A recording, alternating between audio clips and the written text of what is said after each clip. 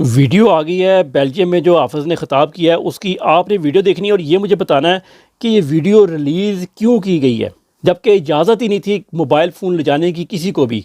देखें। हमने जो है वो जो कुछ हुआ पहलगाम के अंदर हमारा उसके साथ कोई ताल्लुक नहीं। हम जो है एक जो टेररिज्म को स्पॉन्सर करने वाली रियासत नहीं है, हम उसके विक्टिम हैं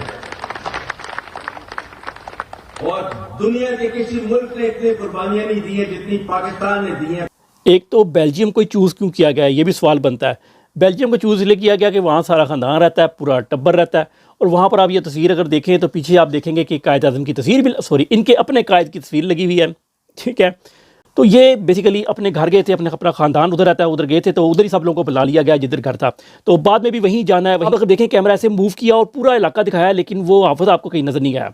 या तो वो कहीं छुप के अंदर बैठ के कर रहा था, स्क्रीन देख रहे थे या जैसे भी था। बहरहाल ये इसलिए वीडियो दिखाई गई है, लीक भी की, रिलीज़ भी की गई है और बनाने की इजाज़त भी दी गई है, जान के बनाई गई है। क्यों?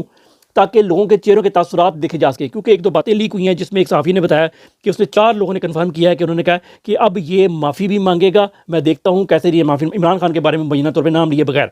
तो इसकी अब हमें नहीं पता बात सही है कि नहीं।